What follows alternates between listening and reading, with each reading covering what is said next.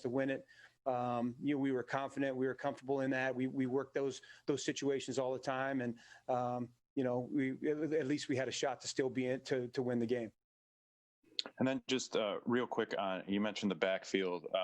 Coach Patricia talked about Adrian Peterson's patience and how well he sees the field, and a couple of those long runs you got from him were pretty evident of that. You had to wait for them to develop a little bit, find those holes. I mean, how much can those younger guys, and maybe carry on especially, take from him just rewatching those situations and finding those gaps that maybe they aren't seen or haven't seen before? Yeah, I mean, I think we all can learn. I think we all learn in the way that you're talking about. We always go back to the film and put that on and try to improve ourselves in any of those areas.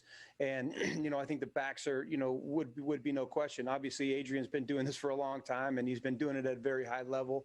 So being able to watch a guy doing it like that, whether it's what you're talking about, some of the patience that he shows, or whether it's the acceleration that he shows to be able to get through the hole, some of the second level decisions that he makes as well. I think all of those are on display. He's an open book. He wants to help us as much as he can. So I know that he is talking to those young guys, as well as, Kyle Caskey, the running back coach. So I think it's always good to have a great example in front of you. And, we have one of the best to ever do it, being able to show him that. Thank you. Got time for one more, guys, if anyone has one. Hey, Daryl, this is Dave. I'm sorry, I'll put my video on here too, but I'll chime in. I'm just curious with the because there's no fans in the stands. I'm wondering how that adds to you guys on game days. What you're able to decipher from the game tape in terms of defensive calls and adjustments that may be easier or different this year than in past seasons. If that could at all be a factor going forward. Yeah, Dave, like this Zoom thing, I can't even tell who's asking the question, so that doesn't pop up for me. But anyway, I wish I could see and talk to you. But anyway, yeah, the crowd noise. I mean, it's a whole different ball game right now, just in terms of how the game goes for us. And the ebbs and flows that sometimes you have, or the crowd being able to kind of crank you up or not, the difficulty with the crowd noise or not. And that's one of the things I think that we're just beginning to learn, take a look at, like even in-game situations, how much are they hearing? How much are they able to decipher?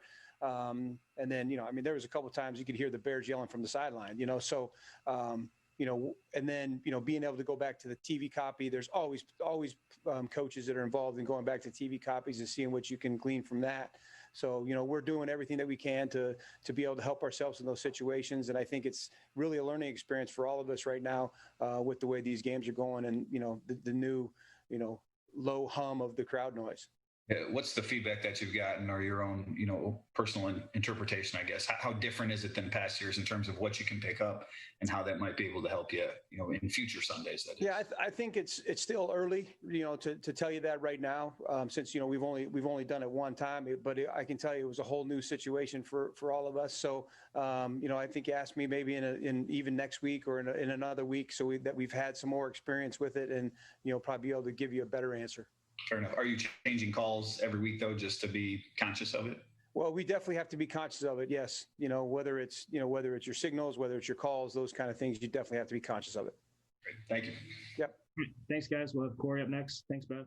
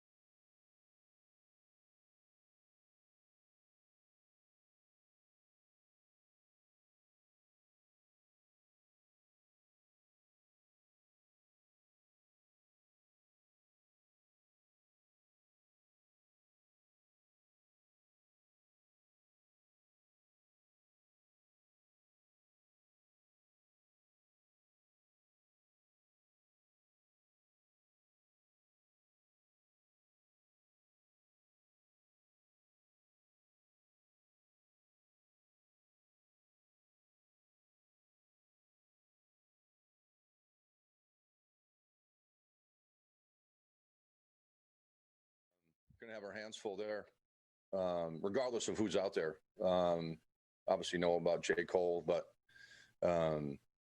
whether it's any of the DBs that go out there, whoever plays the star position, whoever plays corner, we got a good fight on our hands this week. So it'll be all hands on deck as well this week. We'll go through practice, get prepared, and we'll see what it looks like when we get to Sunday. But you talk about the wideouts, and I think those wideouts are a direct reflection of the quarterback. And you guys are very familiar with the guy. Had the opportunity to play against him a few times in the last few years. So we got to bring it. We got to be at our best. And if we're not, then it'll be a long day. So look forward to the challenge. These guys are, we put that game to bed yesterday, and look forward to having those guys back in the building tomorrow, and look forward to this matchup and getting going and having a great week of practice. And then we'll go out there and line up again with whoever's out there and do everything we can to help win the game. Mike? Hey, Corey, I've got two for you. First, how do you feel your first game as a defensive coordinator went for you? Well, we didn't win the game, so you could just stop the conversation right there. I get the question. It was good until the last there. We couldn't find a way to make a play at the end, which at the end of the day comes back to me. I got to do a better job and see if I can help those guys, put them in better positions. But first three quarters, I think everybody's alluded to it. Third down on the sneak to start the game, got off the field. It was good. The communication, players on the sideline, everybody, it was great. But at the end of the day, it's all for naught when you can't find a way to win the game at the end. And I know there's a lot of plays. Everyone's talking about the last drive and all that other thing that you can look at. But I could pick off a dozen or so plays in the game from the first quarter to the second, third, and could have helped us and helped the team win. And going forward, we got to find a way to make some of those. We had two balls that hit us in the hands. And then we had a ball on the ground there, really three balls that hit us in the hands. That one that hit Tracy, that was a fastball. That's going to be a hard one to get. But and then we had a fumble on the sack. We had a ball on the ground, and we couldn't come up with it. So, early in the season when you were playing these games early, especially with the scenario that we're in, no training camp, no preseason games, we talked about it. Matt talked about it all week. It's going to come down to turnovers, and they got one and we didn't. So we got to come up with those. We got to capitalize on those opportunities when we get them, and we'll move forward, and hopefully we can do that. Trubisky said that early on you did a good job disguising defenses, and then at the end in the fourth quarter you went to man. Wondering why you made that switch when things seemed to be working well and Trubisky maybe seemed to be confused. Yeah, I would say that we played probably a little bit more man at the end when it was in the red zone. But we did not play all man. Some of them, it might look like it, but it was not all man. So I would question him on that. Not that I'm questioning him on it, but when you get to the end of the game right there and you got to tighten things up, that'll have something to do with it. But I'm not second guessing any of that. Guys played a good mixture of the entire game plan, whether it was man or zone, all day long. And then, at the end, however you see it, you see it. We needed to make one more play, and we couldn't get it done. So that's what it is. Thanks, Corey. Appreciate it. You got it.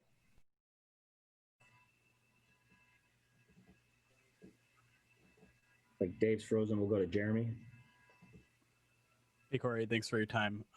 Moving to the Packers here.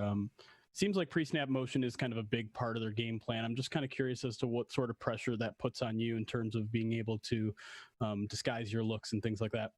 Yeah, it does put some pressure on you. I would say, obviously, we only got one game on him here from Sunday, excuse me. And they've had that.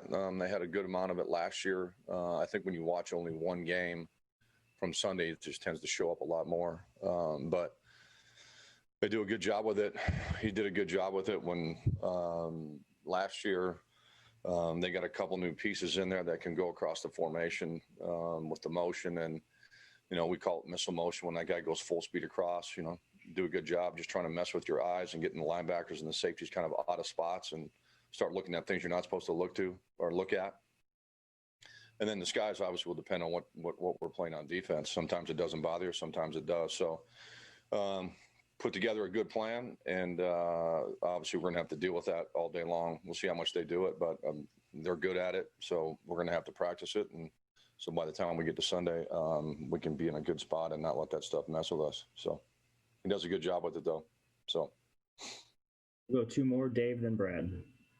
Hey, Corey, I'm back. Sorry about that. Brief good, no problem. Connection problem there. Two things. Just Jeff Okuda, do you expect to have him this weekend? What's the latest on him? Yeah, I'll let Matt talk about the injury status on the players. We're going to go through the week, and we'll evaluate everybody, and we'll see what happens when we get to Sunday. Can't answer that right now. We'll see. He's been getting better. You guys you asked me about that. Somebody asked me that question last week. Excuse me. I can't remember who actually asked it, but he's been getting better as he's coming along here. So big week for him here. We'll see how it goes, and then we'll make a decision when we get to the game on who's going to be out there. Fair enough. Big week, obviously, like you said, for him, big test if he is out there. So I want to ask you sort of big picture when it comes to rookie cornerbacks. We've seen some rookie cornerbacks have some pretty good success the last couple of years. Denzel Ward, obviously, it looks like C.J. Henderson played well the other day from the stats. Just in your history, what has troubled rookie cornerbacks, and what have they done well, maybe lately or done well under you that's helped them sort of shorten this curve that some of them have had historically? Yeah, I mean, I think it's a case-by-case basis, on who the guy is and where he's playing and what scheme you're in. And I would say I've been around a few really good ones, a few rookies that we've got, and I think every scenario is different. I would say that I've never had a rookie that we have drafted or signed undrafted in free agency after the draft is over that hasn't come in and had a learning curve. Those guys are going to come out. Some of those guys are going to go out and make plays. And there is a learning curve, obviously, with the speed of the game, the lights of the game, whether there's fans in the stands or not, it doesn't matter. It's a big change. So some guys adapt to it quickly, more fast than others. Some guys, it takes them a little bit. So there's always going to be some steps to be had with those guys, no matter what position you play. But you can go line up out there in a wideout on Sunday afternoons. The hat is on you, and there's a lot of pressure that goes to that position. It's why you have to do a good job in evaluating those guys so that when they get out there, it's not too big for them. And I don't think it's ever, whenever that is for Jeff, I don't think it's going to be too big. Will there be some learning curve? Sure, there's going to be. That's the price you pay for playing that position. But no matter what happens, I think he's going to end up in a good spot, and he's going to help us win a lot of games. Thank you. Yep. All right, Brad, one more. Corey, with a guy like Aaron Rodgers, there's so much tape on him. He's had a long, successful career. I'm sure you and everybody in the defensive side of the ball in the NFL know what he likes to do, know the tendencies. But then when he has that success, how do you go into a week preparing for a guy like that? If I knew the answer to that, I wouldn't share it anyways. Yeah, you got to have everything covered. Let's just start with the pass rush. You gotta try to hopefully put some pressure on the guy so he doesn't stand back there. He's really good at extending plays. He obviously can throw the ball all over the field. He can make every throw, short, long, deep, across the field, both sidelines. It doesn't matter. So you got to have some tight coverage on the guy. You got to try to change it up so he doesn't know what's happening. If you show him the same picture every single day, then it's not going to be a good day. Players know that. We know that. So you got to be sound in all three levels, So that's what we're working on right now, to put one together that make it hard on him and give us a chance here to keep it close and then find a way to end up on top at the end of the game. Not easy, easy in theory, hard in execution. So I like where we're at right now. I like where the players are at right now after yesterday and then seeing some of those guys in the building today. So tough challenge, but I think our guys are going to be up for it. I know they will be, and we'll go out there and do everything we can to help the team win. if I could do one quick follow up, last year the pass rush was an issue for this group, and I know you bring Trey Flowers back. It seemed like he got more comfortable as the year went on. But were you satisfied with the pass rush on this past Sunday's game? Yeah, I mean, we ended up with 1 sack there. So, I mean, I think if we asked any of the players right now, talk about pass rush, it's not just the 4 guys that are rushing by themselves. It has a lot to do with the linebackers in coverage. It has to do with the secondary in coverage, and it all works together. You guys have heard that phrase before. The best coverage is a great pass rush, and the best pass rush is a good coverage. So it all works together. So when you talk about pass rush, I'm not going to put that on the D line by themselves. We got to do a better job in coverage. I can help those guys at times. I'm sure when we look at some of the calls and some of the positions I put them in. But when you talk about getting pressure on this guy, you've got to cover first. And when you can cover, then it gives those guys an opportunity to rush. If you don't, then the ball comes out of his hand in less than 2 seconds. A lot less than that, actually, most of the time. So it's out. So, it starts with the coverage first. And then if the coverage is good and it's sound, then, we can help those guys actually have a chance to get to the quarterback. So all 3 phases there from the front to the back. All right. Thanks, Corey. Thanks, everybody. You got it. Next with Braden here. Okay.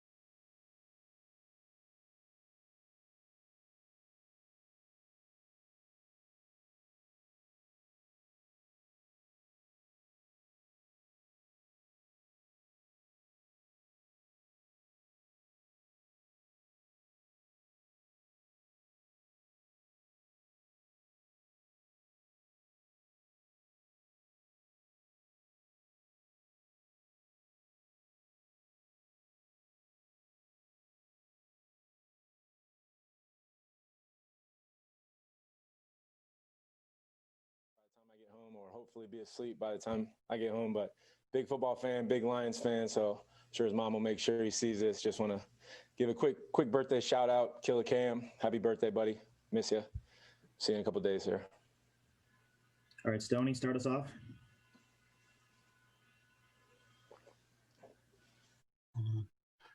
Can you evaluate Fox team for his first NFL game? He really seemed to handle the pressure really good. I guess the last punt was a little short, but all in all, he seemed to do a really good job. Yeah, I think he did do a good job. Happy for him to go out there and really just do what we knew he was capable of doing. I think, like I kind of alluded to all throughout camp, there's a big difference between doing it in practice and doing it when it's for real and you got, live action all around you. He handled it great. Little bit had some nerves pregame, which is totally something would be wrong if he didn't, and just kind of worked through it, settled in and hit a great one to start out. And I think that kind of boosted his confidence, and really throughout the rest of the day, did a really good job. Not perfect, but certainly showed us what he can do, and he'll continue to work to get better and strive for perfection next week. Thank you. Dave, next. Happy birthday to your son. It's my son's birthday too, as a matter of fact. So there you go. Appreciate it, Dave. Robin for him today or something. Yeah. Anyways, I wanted to ask you about the dynamic at gunner. Obviously, who knows what happens this week, but you lose two cornerbacks in the game. The gunners are obviously pressed into more duty there for you this past week. If you do have to make changes this week, is it better timing because it's so close to training camp and you work, a dozen guys there? Is it worse timing? Just how do you sort of sort through that dynamic? Yeah, no question. I think one of the biggest jobs of a special teams coach is to make sure that you have the next man ready at all times. Within a game, from week to week, constantly changing. As guys move up the roster, it's kind of on us to get the new guys ready to go and have them ready to play. So definitely think we're comfortable with some of the guys that are here, like you alluded to, that have been on the practice squad. And I think, a big part of the message that I just kind of voiced to our guys coming out of camp was that with the difference in rules this year in particular, and the flexibility kind of for practice squad guys to be moving up, moving back, they got to stay ready at all times. They have to treat every week as if they're playing really all the way up until 90 minutes before game time, because they don't know, we had guys that were on call all the way up until like 11 a.m. Sunday. So it's difficult, for those guys. I'm sure it's a bit of an emotional roller coaster, but it's part of being a professional is for them to stay ready. And we certainly have a deep group of guys, like we talked about in camp, and guys that are itching for their opportunity. So if it shakes out that way, they'll be ready to make the most of it. We'll make sure that they're ready to go. And, we got to see what happens with the guys that are already up. And we have no idea really at this point how that's going to go. It's just more a general philosophy of having everybody ready at all times. So you stay ready. You don't have to get ready. And then I want to ask about Agnew's game too. He looked like he was, shoestring tackle away from breaking the one of them. Yeah. We're really close. And guys are collectively, not just him, we're kicking ourselves over that watching tape, because you hate to get that close and leave the opportunities out there on the field. But I think for him, it was a great start. One thing as a returner, and I did that stuff in high school and college, and I wasn't any good at it, but I can relate to the mentality of just, you get a new system in front of you and a new, whole new schemes and things like that. And you're like, okay, this sounds good. But is it really going to work? And then, for us to have a couple seams and for things to look okay for him, I could just kind of sense his confidence growing throughout the game with each opportunity he got. So I think that, that's definitely going to continue trending in the right direction for him. He's got all the natural ability in the world, which we all know. So just a matter of, he, myself, and all the rest of the guys that are blocking collectively gaining familiarity and trust in one another. Takes 11. So as we continue to just kind of build that chemistry and trust in one another, hopefully we'll be able to continue to make some more plays with the opportunities that we get. I'm really excited about him, have been since I got here. Just going to keep pushing him to keep getting better week in and week out. Mike. Hey, Braden, how are you? Doing all right, Mike. How about yourself? I'm all right. This might be a very kind of minutia question and more of an inside process question, and might even be a little bit of a dumb one, but how much say do you have in going for a long field goal versus punting, or is that all above you? Coach Patricia and I are in constant communication throughout the week and then throughout the game. I don't know how hard that is to tell with the masks on and with most of that communication happening over the headsets. It's all collaborative. Obviously he makes the final decision on just about everything that happens with our team. But we're talking about everything, and you'd have to ask him, I guess, how much he weighs my input. But certainly, like most things within our coaching staff, we're all working together. We're all in sync. We're all on the same page, trying to do what we can do to help him, when it comes time to make the final decision. Were you comfortable with the decision to go for the field goal versus punting it in the fourth quarter? Yeah, no question. I think for us, first off, with Matt Prater, I wouldn't trade him for anybody in this league at his position, both talent-wise and just his demeanor, his makeup. He's a stud, and here he's one of our best players. In the fourth quarter, you look to your best players to make plays, and maybe that sounds unusual to some people because he's a kicker, and not everybody looks at specialists the same as other guys on the team. But make no mistake about it, he's one of our best players. So when it's crunch time or dagger time, as we like to say around here, you count on your best players to make plays. And I've seen him make that kick almost every single time that he's attempted it since I've been here. So I have all the confidence in the world in him, and I still do. I'll do the same thing again next week. 55 yards for him. We expect him to make it. He wants to go kick that kick, and he expects himself to make it. Just didn't work out for us on Sunday. Not many kickers in the history of the NFL that I'm aware of have ever been perfect, and I'm sure he would like to give it another shot. It just doesn't work that way, but certainly had all the confidence in the world at the time that he was going to go out there and bang it through and really kind of put the game away for us. Appreciate it. All right. Thanks, guys. Thanks, Braden. Talk to you guys tomorrow. Yep, no problem. Thanks, guys.